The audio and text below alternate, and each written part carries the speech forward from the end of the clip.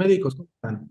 Nos encontramos en una sección nueva que no teníamos antes en el canal, justamente por la actualización que se ha hecho en el lado de medicina interna en cuanto a las clases de práctica clínica. Entonces, las decidimos juntar aquí, sobre todo para que tuvieran todo en un solo lugar.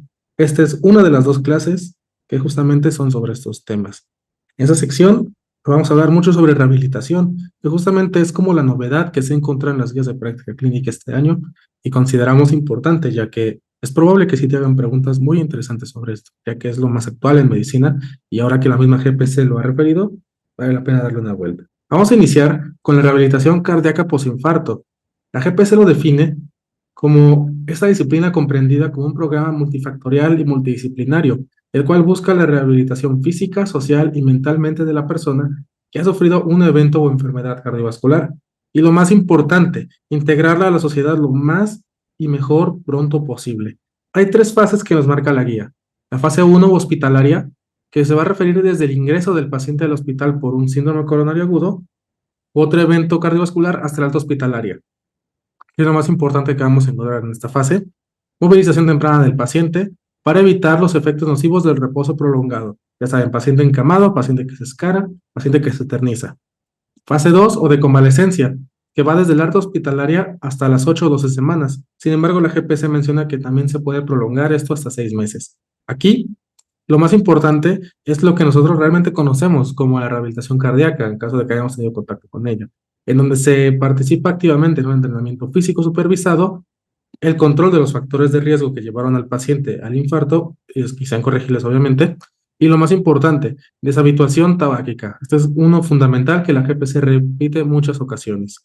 Y la fase 3 o de mantenimiento se refiere al periodo no vigilado de rehabilitación cardíaca, durante el cual el paciente deberá continuar practicando las recomendaciones otorgadas. Aquí nosotros como tal ya solo le damos seguimiento, el paciente es el que realmente va a hacerse cargo de su propia rehabilitación y va a seguir nuestras indicaciones en caso de que las haya comprendido y tenga los medios para cumplirlas. De hecho, la GPC también te hace mucho énfasis en esto, en cumplir con las características para realmente poderlas llevar a cabo.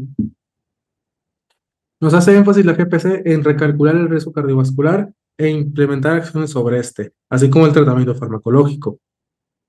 En cuanto al riesgo cardiovascular, se nos sugiere que en caso de que el riesgo sea bajo, el seguimiento sea únicamente en primer nivel. Cuando este es moderado, o sea, de 5 en adelante, pues entonces hay que referir a segundo nivel de atención. En realidad sería, ¿no? Más de uno. Se sugiere realizar una disminución de la ingesta de lípidos en personas con factores de riesgo cardiovascular, obviamente enviar a nutrición, en caso, aunque la GPC aquí sí hace mucho énfasis en que solamente lo vas a llevar si es que lo tienes disponible, porque a pesar de esta guía está enfocada a segundo y tercer nivel de atención, sobre todo. Se sugiere realizar actividad física regulada, aunada a las labores diarias en pacientes con factores de riesgo cardiovascular, la de siempre, 30 minutos, 5 minutos al día, 5 veces al día. No se sugiere el consumo de alcohol para disminuir el riesgo cardiovascular y hace énfasis en que no aplica tampoco esa delvina y los antioxidantes. No se sugiere el alcohol realmente para disminuir el riesgo cardiovascular. Y se recomienda la suspensión del hábito tabáquico en población adulta para disminuir el riesgo cardiovascular. En cuanto al farmacológico, se recomienda el uso de estatinas o fibratos para el manejo de la dislipidemia en población adulta, que es justamente lo que estábamos revisando acá, en cuanto a la disminución de la ingesta de lípidos. También con este controlamos la dislipidemia en estos pacientes. Se recomienda el tratamiento farmacológico de la hipertensión arterial en monoterapia combinada, dependiendo de la población que estemos revisando. Recuerda que mono prácticamente ya está limitado a pacientes de la tercera edad. Y se recomienda mantener la hemoglobina glicosilada entre 6 a 6,5% en población con diabetes tipo 2 para disminuir el riesgo cardiovascular. Recuerden que cada 0,5 que aumenta la hemoglobina glicada aumenta entre un 30 y un 50% el riesgo de presentar un evento cardiovascular. De ahí la importancia de llevarlo a la meta. En cuanto al tratamiento farmacológico post-IAM, aquí tenemos, ¿no?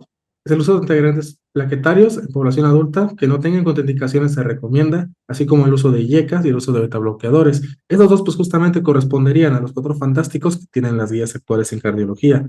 Sin embargo, la GPC se limita únicamente al IECA y al betabloqueador y la terapia con integrante plaquetario, donde menciona que el principal es aspirina. Obviamente, la doble terapia, pues solo es en el inicio, ¿no? Ya saben que la aspirina es la que sí se le va a quedar. Todavía no nos agregan ni el anti-mineralocorticoide ni tampoco el ISGLT2, pero al menos ya nos incluye que sí le tenemos que dar YECA y beta bloqueador a ese tipo de pacientes. Entonces, eso es lo que te van a preguntar a ti en tu NAM. Recomendaciones: se recomienda disminuir cuando menos un 5% del peso corporal en pacientes con sobrepeso u obesidad y el antecedente de un infarto. Esas son metas que tenemos que conseguir. Lo mismo la que ya revisamos anteriormente de la hemoglobina glicada, debajo de 6.5 en pacientes diabéticos. La tensión arterial se sugiere mantener a menos de 130/80 con la terapia que el paciente soporte, y también se sugiere que en pacientes mayores de 18 años se reanude la actividad sexual 2 semanas posteriores al evento, siempre y cuando puedan realizar un gasto de al menos 5 meses. Esas son tus metas que tienes que conseguir en tu paciente.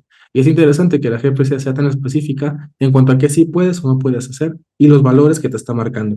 Esto tú debes aplicar por lo menos en tu práctica clínica, y también recordar que casi todas son 5, 6.5, y pues un valor hasta cierto punto normal en cuanto a la TA, que es lo único que te pide la GPC. No te está exigiendo valores difíciles de alcanzar con tratamiento farmacológico. Eso es todo respecto a la rehabilitación cardíaca. Realmente es sencilla. Una que sí tiene muchos addendums, yo diría más bien, es el EB6 isquémico. Ya tenemos clase específicamente de este tema, incluso fuera de la sección de neurología, una clase exclusiva de EBC, pero el EB6 isquémico sí tuvo muchas actualizaciones en 2022, por eso lo estamos revisando de nuevo, y también como repaso, porque siempre te van a venir preguntas del EB6 isquémico. Siempre vale la pena ver este tema las veces que sea necesaria, sí o sí te van a venir varias. Entonces, recordemos que se define como un episodio súbito de disfunción focal cerebral, de retina o médula espinal con duración mayor a 24 horas, o sin importar la duración, si en la imagen o la autopsia se observa infarto o hemorragia en asociación a los síntomas. Eso únicamente evento vascular cerebral.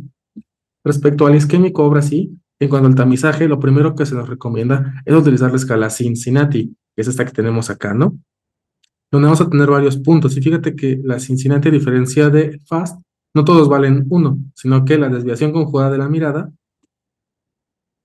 vale hasta 2 puntos. Después, la respuesta incorrecta en al menos una de las respuestas del ítem de conciencia del NIS y que no siga al menos uno de los dos comandos va a valer 1 punto. Y no puede mantener los brazos levantados más de 10 segundos antes de que caigan en cama. Eso vale 1 punto. Acuérdate que la Cincinnati es justamente la que decíamos, ¿no? De observar al paciente si tiene desviación de la mirada, pues esa es la que se va. En cuanto a la respuesta incorrecta, pues es la que le pedíamos que dijera una frase y que siguiera una orden. Y finalmente, si no puede levantar el brazo, también vas a tener el punto. El tamizaje es positivo si tenemos solo 1 punto, y si el puntaje es mayor a 2, que eso es lo que te agrega la GPC, existe probabilidad de oclusión vascular proximal o que tenga un evento que sea severo, con un NIS de más de 15. O sea, tú ya tienes un pronóstico inmediato con que solo tengas 2 de 4 puntos en la escala de Cincinnati. Por eso es la primerita que nos va a marcar. Como viene aquí, ¿no? Evento vascular cerebral isquémico agudo. Eso significa el EBC, por eso nada más le vamos a decir así, ¿no? Inicial. Y esta escala es especialmente útil, justamente te lo menciona aquí otra vez la GPC, para detectar casos graves con un NIS de más de 15 y con oclusión vascular proximal en caso de que el puntaje sea mayor a 2. Por eso es la primerita que nos recomiendan. Después, se recomienda utilizar las escalas de FAST para todo personal de salud de primer contacto, incluyendo paramédicos en el diagnóstico presuntivo del evento agudo. Finalmente, se recomienda aplicar la escala Defensive en pacientes que soliciten atención por síntomas vestibulares agudos. Entonces, si tienes desviación de la mirada o pérdida de la fuerza de algún miembro, Cincinnati. Ya después le haces FAST, y en caso de que llegue por síntomas vestibulares como desequilibrio, sensación de flote, mareo inespecífico, desbalance corporal o vértigo, vas a aplicar Defensive. Esto para descartar un evento isquémico en la circulación cerebral posterior. Una vez que ya tienes a tu paciente, vas a hacerle el NIS ahora sí completito. No tiene caso que revisemos el NIS completo en esta revisión, valga la redundancia, porque pues es una escala compleja, larga, tardada, y realmente en el ENAM te van a decir NIS de tanto, no te van a pedir que lo calcules. ¿Cuáles son los momentos para utilizar el NIS de acuerdo a la GPC? 1. ¿O cuáles son sus indicaciones más bien? 1. Cuantificar la gravedad. 2. Facilitar la comunicación. 3. Identificar al paciente candidato a tratamiento fibrinolítico, súper importante, o trombectomía mecánica. Y 4. Identificar enfermos con alto riesgo de complicaciones como hemorragia intracraneana. Una vez que ya calculaste su NIS, vas a hacer una tomografía, y de ahí vas a utilizar la escala ASPEX para valorar realmente a estos pacientes por medio de tomografía. Nos hace fácil la GPC en que un ASPEX de más de 8 se asocia muy mal pronóstico. Entonces, ese puede ser el valor que realmente a ti te tiene que interesar. Entonces, ahora, en cuanto al protocolo inicial, hay 3 pasos que nos marca adecuadamente la GPC y que tú debes seguir para realmente hacer un buen diagnóstico. Y también te va a servir para tu rotación en urgencias en caso de que te toque, ¿no? Uno, solicitar glucosa sérica, pues es el único estudio que te menciona la GPC que se tiene que hacer diagnóstico diferencial inmediato antes de la administración de RTPA en todo paciente. Entonces, lo primero que tienes que saber es que si tu paciente perdió la conciencia, no sea por una hipoglicemia. Y ya después se te recomienda incluso realizar electrocardiograma. Sin embargo, si vas a tardar más en hacer el electrocardiograma que en la administración del RTPA o o que por tomar un electro no tomes una tomografía de cráneo, pues entonces dejes de lado el electrocardiograma. El que sí o sí tienes que hacer es solicitar la glucosa sérica. Ya que confirmaste que no es hipoglicemia, vas a pedirle un electro. Si te tardas mucho en tomar el electro porque no lo tienes a la mano, porque hay otro paciente ocupándolo, porque la razón que sea, porque no lo sabes poner, le pides su TAC y también le administras, una vez que tengas la TAC, RTPA. ¿Por qué? Porque se recomienda utilizar tarriqueno siempre, tan pronto como sea posible, para la evaluación inicial de sospecha en pacientes con EBC isquémico, que permite iniciar tratamiento fibrinolítico y sobre todo descartar hemorragia cerebral, porque obviamente si tu paciente tiene hemorragia y tú le metes el RTPA, te lo tronaste. Entonces, para descartar hemorragia cerebral y después evaluar la extensión de la lesión por medio del ASPEX. Entonces, uno, otra vez, descartar hipoglicemia. Dos, pedir un ATAC para no meterle RTPA en caso de que se requiera. Tres, pedir el electro. Cuatro, pasar el RTPA. Ahora sí, el ataque de cráneo sin contraste o la resonancia magnética incluso se recomiendan antes de la administración del RTPA para excluir la hemorragia intracerebral y para determinar posibilidad de isquemia cerebral, o sea que ya tuviera un evento previo. Y finalmente, se sugiere un ataque de control en los siguientes casos nada más. 24 horas posteriores al uso de RTPA o trombectomía mecánica para ver si no causaste alguna nueva hemorragia. Y dos, en caso de deterioro de conciencia, posterior a la primera tomografía, para justamente descartar la conversión hemorrágica o complicaciones por edema cerebral en tu paciente. Únicas indicaciones para repetir el estudio de imagen. ¿Ya los tienes, médico? Se pueden hacer incluso estudios especiales o podemos encontrar imágenes especiales que ya nos habla la GPC. Uno, se recomienda buscar el signo de la arteria cerebral, que es este de aquí, media hiperdensa, que justamente te estás observando acá, y justamente es hiperdensa porque del otro lado, pues no se ve, ¿no? Se ve isointensa, y aquí sí se ve completamente hiperdensa. En la tracta de cráneo simple, en el evento isquémico agudo como indicador de la oclusión vascular cerebral proximal, que pues ya sabes que de todas formas esa es la que casi siempre se va a obstruir. Entonces, incluso te pueden poner esta imagen así nada más y que te digan que es un diagnóstico. Entonces, tú ya vas a saber que es un EBC isquémico. Y se recomienda solicitar TAC de cráneo simple con cortes finos, o sea, de menos de 2 milímetros, así la pides. En caso de sospecha de oclusión proximal, ya que esta tiene mejor sensibilidad que las TAC convencionales. Obviamente necesitas un tomógrafo que pueda hacer esto, ¿no? Ahora sí, lo más importante, la fibrinolisis. ¿Cuándo la vamos a dar? Ya la revisamos en su momento, pero siempre vale la pena revisarla de nuevo porque sí te va a venir, se los juro. Fibrinolisis. Se recomienda indicar la terapia fibrinolítica con RTPA en pacientes con sospecha de EBC que tengan menos de 4.5 horas del inicio de los síntomas y cumplen los criterios de exclusión. Al final los vamos a revisar. Y lo cual justamente todo médico debe conocer los criterios para las ventanas terapéuticas de menos de 3 horas y menos de 3.5, digo, y entre 3.5 y 4.5 horas. ¿Cuál es la dosis? Pregunta de NAR de toda la vida, te la tienes que saber sí o sí. Se recomienda indicar RTP intravenoso con alteplasa 0.9 miligramos por kilo hasta un máximo de 90 en bolo inicial del 10% de la dosis total calculada en un minuto y el resto en una hora. Se recomienda que los pacientes con EBC isquémico elegibles para fibrinolisis con RTPA reciban en los primeros 60 minutos esta dosis de su arribo al hospital. Eso es lo que llamamos la hora dorada, en donde se acuerde 10% en bolo, el resto en una hora. Y tienes que aplicárselo en menos de una hora de que llegó al hospital. O sea, que en una hora tienes que tener ya tu glucosa, tu tomografía y a lo mejor tu electro. Pero en una hora no te puedes tardar más. Y menciona que se puede utilizar tenecteplasa en caso de que no tengas alteplasa, con una dosis de 0.4 miligramos sobre kilo hasta un máximo de 40 en bolo único. Cuando tienes un ictus menor, o sea, menos de 6 puntos en el NIS y discapacitante, pero como tal no hay evidencia de oclusión vascular proximal, o sea, no encuentras este signo. Ahí sí se vale utilizar la tenecteplasa.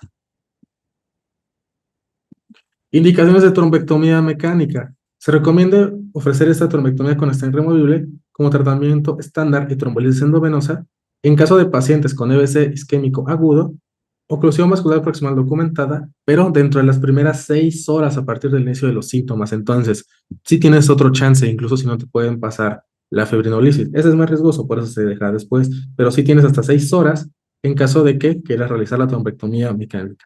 Realizar tan rápido como sea posible estudios no invasivos como angioTAC, angioresonancia, en pacientes con sospecha de oclusión vascular proximal dentro del periodo de ventana terapéutica para la trombectomía mecánica, que va de 0 hasta 24 horas para evaluar la condición. Y utilizar la trombectomía en pacientes con el evento agudo y oclusión de la arteria basilar para mejorar las condiciones clínicas del paciente, considerando la ventana terapéutica, justamente que ya estamos observando, ¿no? Una vez que hicieron la trombectomía, pues ya se recupera toda la circulación. ¿Cuáles son las metas de tu paciente hospitalizado que sí te van a preguntar en el pase de visita o que te van a poner en tu NARM? A mí sí me vino la de la tensión arterial. Se reconsidera razonable y se recomienda lograr una meta de glucosa sérica de 140 a 180 con monitoreo estrecho de la glucosa, o sea, cada 4 horas mínimo, para prevenir hipoglicemias. También la tensión arterial se tiene que mantener en menos de 180 a 105 por lo menos las primeras 24 horas del inicio de la terapia fibrinolítica. También el oxígeno suplementario, únicamente en caso de que se encuentre menos del 94%. O sea, si tiene 95, no le pones oxígeno y por lo tanto no todos los pacientes con EBC requieren oxígeno. Solamente si estén menos de 94 y justamente para prevenir hipoxia. Pero también te recomienda mantenerte muy cerca de este valor para no causar daño por hiperoxemia. Finalmente, las fuentes de hipertermia como neumonía, secundaria a medicamento o alergias se deben identificar y en caso de que ya presentes una temperatura mayor a 38 grados, se recomienda el uso de antipiréticos como paracetamol y medidas generales como medios físicos para reducir la temperatura. En caso de que descubras que es por infección, pues también se recomienda el tratamiento antibiótico, pero estos tienen que ser los primeritos que tú indicas, paracetamol y medios físicos. Las medidas adicionales en esos pacientes, por ejemplo, nos hace un énfasis en los pacientes menores de 60 años con infarto cerebral hemisférico voluminoso y un deterioro neurológico asociado, y que pueden ser tratados en las primeras 48 horas del inicio de los síntomas, se recomienda cranectomía descompresiva, o sea, sí se vale, como medida que reduce el riesgo de muerte, el pobre desenlace funcional ante el edema extenso con herniación por incremento de la presión endocraniana. Pero justamente te hace énfasis en esto menos de 60 años. De hecho, te dice que no hay estudios que lo confirmen en mayores de 61. Entonces, única indicación para que sugieras una cranectomía descompresiva en caso de aumento de la presión intracraniana, si es menor de 60 años con un infarto voluminoso y deterioro neurológico asociado. Únicamente médico. Ahora sí, los criterios de inclusión, de exclusión y relativos para el uso de fibrinolisis. Sí te los tienes que saber, a lo mejor no de memoria, pero sí tienes que saber identificarlos. Los criterios de inclusión, eso sí te los tienes que saber de ley. 1. Diagnóstico de EB6 químico agudo que causa déficit neurológico considerable, o sea, más de 6 puntos en el NIS. Inicio de sintomatología de menos de 3 horas antes de iniciar el tratamiento y una edad de más de 18 años. Están fáciles. Los de exclusión también te lo tienes que saber, por lo menos medio sabértelos. 1.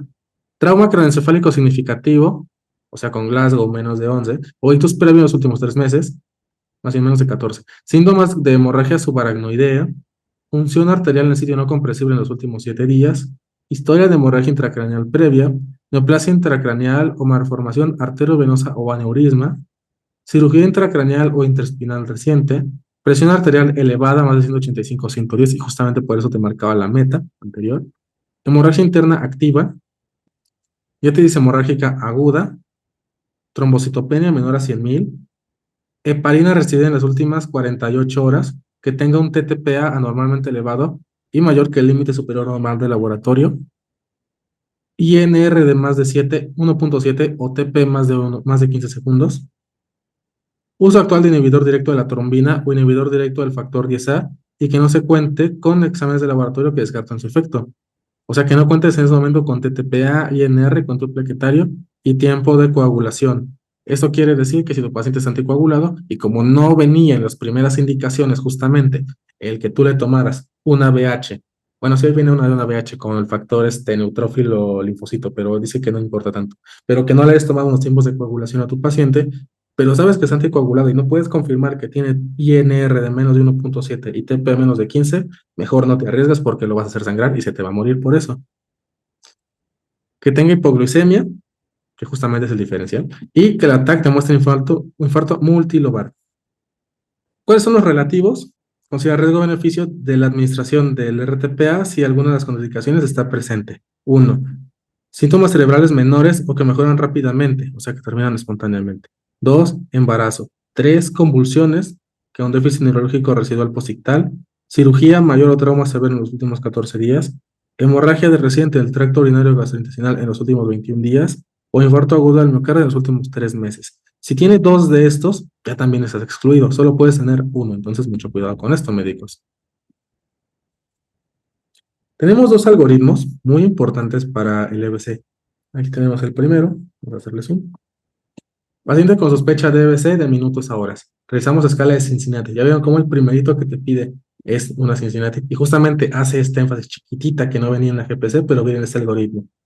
En casos graves, iniciar y completar soporte vital previamente. Y también indicar TAC de tórax ante sospecha de COVID, iniciando maneras de bioseguridad de higiene y continuar con la evaluación. Entonces, Cincinnati de 1, no, diagnóstico diferencial. Sí, entonces activamos código cerebro, código resiste, código ictus, como sea que le digas en tu hospital. Realizar glucometría capilar, descartas hipoglicemia, historia clínica y buscas medicamentos con riesgo de hemorragia. La glucosa capilar es de menos de 60, ya le hiciste, no tiene hipoglicemia. Revierte el déficit neurológico, sí, terminas código cerebro. Tu glucosa es de menos de 60 o no revirtió el déficit neurológico tras tratar la hipoglicemia, realiza escala de NIS inmediatamente. Solicita estudios iniciales urgentes. Aquí te viene, ahora sí, TAC de cráneo, glucosa, ahora sí te viene aquí biometría hemática, así como INR. Pero ya sabes, si esto te retrasa el que tomes un TAC, ni modo, ya no se lo pides. Incluso te lo dice aquí, ¿no? Evitar retrasar la toma de TAC e inicio de terapia endovascular. En la mayoría de los casos por falta de datos paraclínicos, como glucosa sérica, incluso se vale utilizar glucosa capilar, ¿no? Bueno, ya está. Entonces, ¿hay EBC, hemorragia en TAC o alta sospecha de hemorragia subaracnoidea o imitadoras? Sí, terminas código cerebro. No, se confirma el diagnóstico entonces y tienes que corroborar el tiempo de inicio de los síntomas. Si es menos de 4.5 horas, pero más de 3, inicias terapia endovascular como primera línea. Si es menos de 3 horas, entonces das ahora sí la terapia endovenosa. Evaluas el puntaje de ASPEX y verificas las indicaciones y contraindicaciones para la terapia endovascular. Ya está, no pasa al algoritmo 2, que es este de acá. Inicio de los síntomas en menos de 4.5 horas, no. Protocolo de ventana terapéutica extendida, solicitando angiotac o angioresonancia. Criterios de ventana fibrinolítica extendida para terapia endovascular. Vemos que en caso de que la lesión en resonancia magnética es positiva en DWI y negativa en FLAIR, más evento isquémico de más de 4.5 horas de haber visto bien al paciente, ASPEX más de 7, NIS menos 25 y sin otras contraindicaciones, o inicio del cuadro de los síntomas entre 4, 5 y 9 horas y no tiene otras contraindicaciones.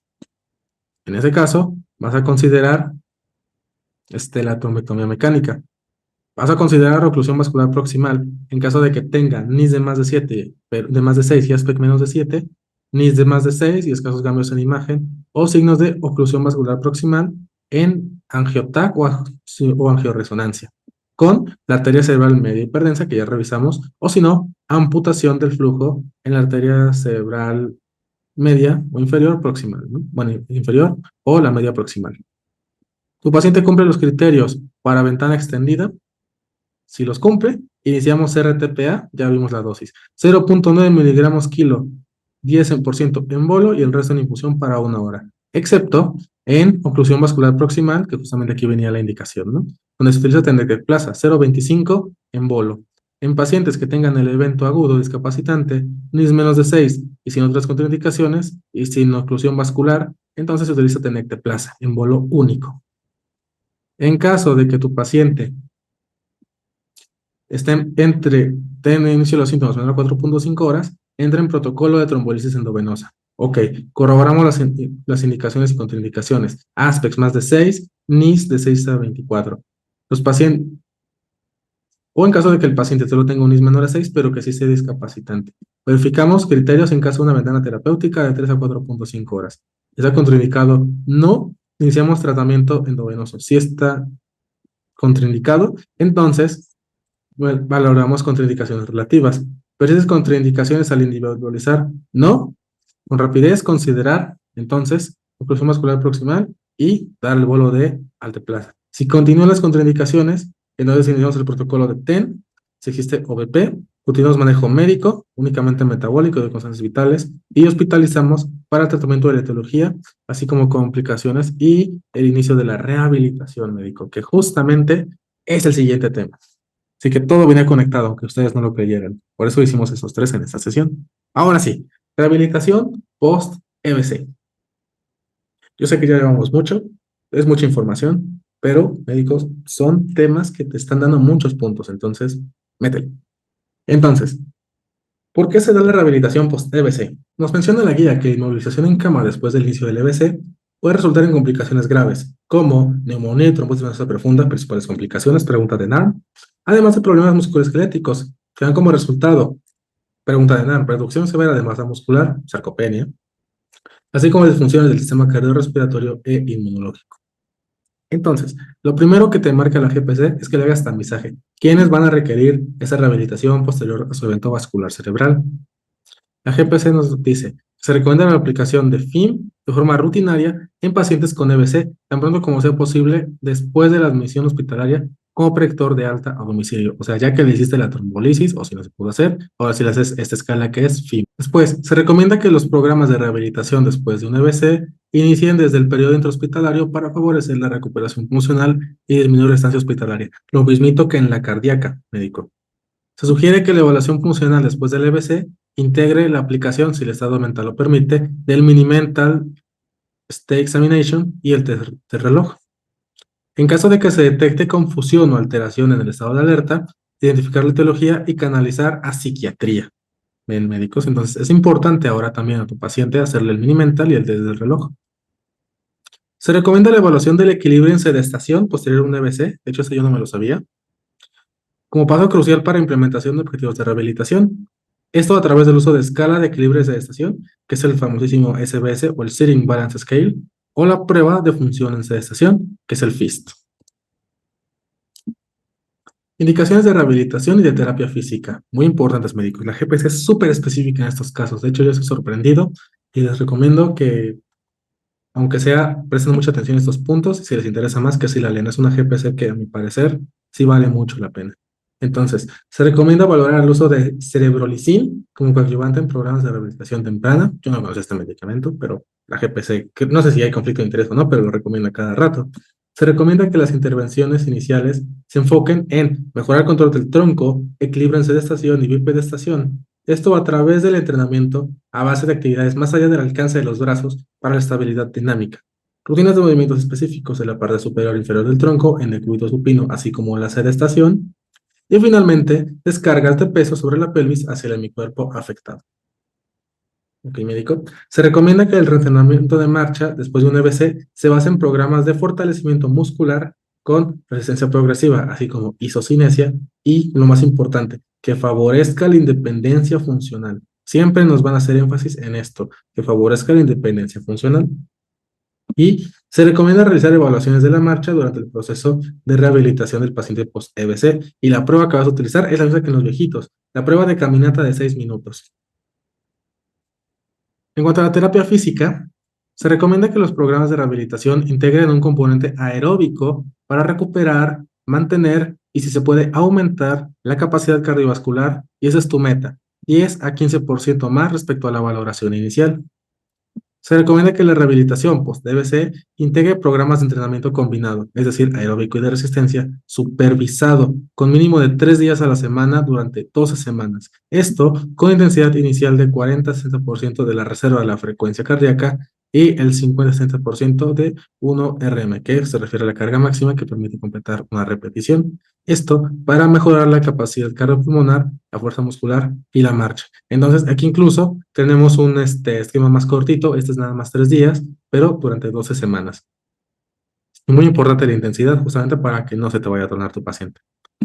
Sugiere que los ejercicios acuáticos sean tomados en rehabilitación de pacientes con adecuado control del tronco y una fuerza muscular que permita la bipedestación y la capacidad de seguir indicaciones. El famosísimo tanque, ¿no? Si es que alguna vez llegaste a estar ahí o llegaste a verlo, o la piscina, ¿no? También así le dicen. La GPC te vuelve a hablar sobre estos ejercicios, así que parece que no era broma. Sí se recomienda integrar ejercicios como yoga, tai chi o qigong en los programas de rehabilitación para mejorar las funciones sensoriales y motoras en las extremidades. Esta es su indicación realmente. Una parte que a mí me pareció súper interesante es la espasticidad, donde justamente se recomienda la aplicación de toxina botulínica de tipo A en músculos flexores plantares de pacientes con pie equino espástico post-EBC, esto para mejorar los resultados funcionales en la marcha. Sin embargo, sí te dice que lo tiene que poner el experto, no tú o yo, que pues realmente no le sabemos a esto, ¿no?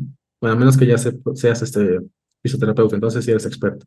Se recomienda valorar la aplicación de baclofen intratecal en el tratamiento de espasticidad post-DBC en pacientes que no respondan a otros tratamientos, obviamente por el experto. Se recomienda la combinación de TENS y fisioterapia para potenciar la reducción de espasticidad, mejorar equilibrio estático, así como aumentar la velocidad de marcha. Datos clave, médico. En cuanto a la terapia ocupacional, también hace mucho énfasis en esta. Se recomienda que los profesionales presten atención a la experiencia subjetiva de fatiga. Es muy importante esto, me dijo. El paciente tiene que referirte a ti, está fatigado, y tú tienes que identificar por qué está fatigado. No pensar que sí está o no está. Sí lo está, pero tienes que saber el por qué. Durante la fase aguda debe ser como la evaluación de las actividades de la vida diaria de los pacientes. Por eso, porque si no va a quedar dependiente. Algo muy importante, se sugiere que los objetivos sean en base a las características, deseos y expectativas de cada paciente en torno a las actividades de la vida diaria básicas e instrumentales que sean importantes para él. Ahora se recomienda el inicio temprano de las intervenciones que promuevan la coordinación de la función bimanual. Esto a través de movimientos simétricos y asimétricos, movimientos paralelos y cooperativos, así como objetivos independientes y objetivos comunes.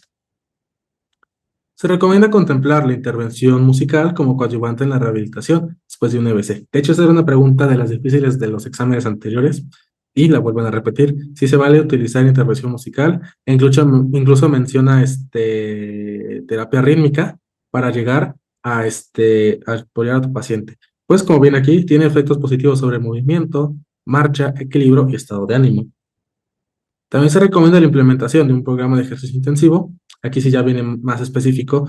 30 minutos al día, 5 días a la semana, durante un mes, en ambos miembros superiores de los pacientes con hemiparesia, para promover la recuperación motora del miembro afectado, independientemente de si tiene o no terapia de espejo. Entonces, el médico está muy, muy claro cómo tenemos que hacer las cosas.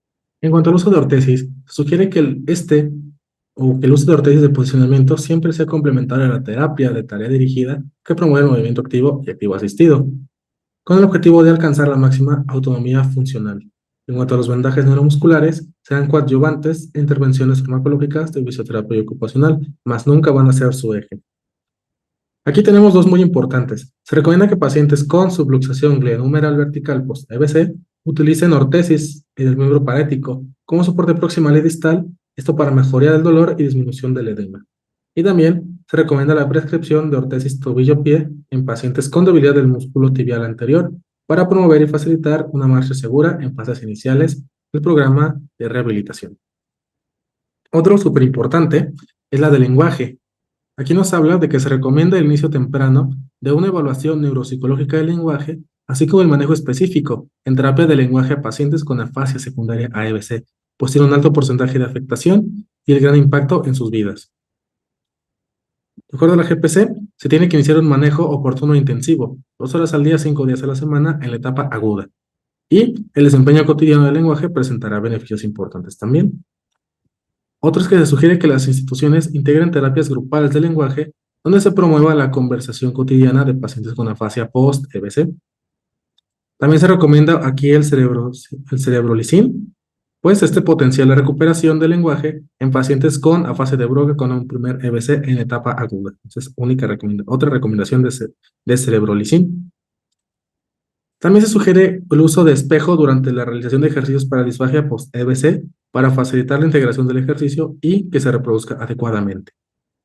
Finalmente, en pacientes que no son afásicos post-EBC, se tiene que realizar una evaluación de los procesos centrales de la audición.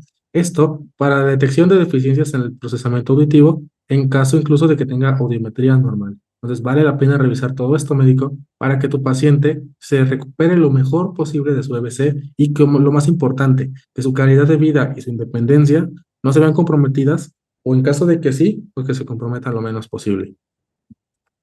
El último que nos hace énfasis es la depresión.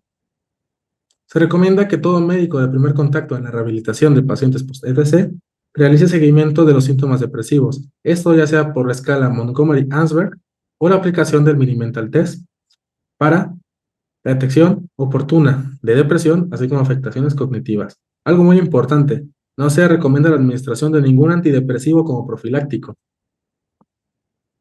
Y yo creo que el punto más importante de esta sección viene aquí. Se sugiere que en pacientes con pobre evolución y o mejoría de su condición tras rehabilitación, se realice búsqueda intencionada de alteraciones psicoafectivas y o apatía que impidan su cooperación plena en el proceso de rehabilitación. Es muy importante, médico. Recuerda que el paciente ha sufrido prácticamente un cambio de 180 grados en su vida y ahora se ve limitado en muchas cosas. Entonces, siempre tienes que estar buscando la depresión o la apatía para que pueda integrarse adecuadamente al programa. No es su culpa, médico, simplemente no puede. Y finalmente, se recomienda la implementación de terapia cognitivo-conductual post-DBC con el objetivo de mejorar el apego al programa de rehabilitación, así como manejo de trastornos afectivos comórbidos. Y lo más importante, y el por qué hicimos esta clase, mejorar la calidad de vida, médico. ¿Listo? Esa es la primera de las dos clases de los temas selectos de medicina interna. Muchas gracias por seguir apoyando el proyecto. Cualquier cosa, no duden en mandar mensaje o dejar su comentario ahí abajo. Esperamos responderle todas sus dudas en el menor tiempo posible. Muchas gracias por apoyar a los médicos. Que tengan muy buen día, sigan estudiando.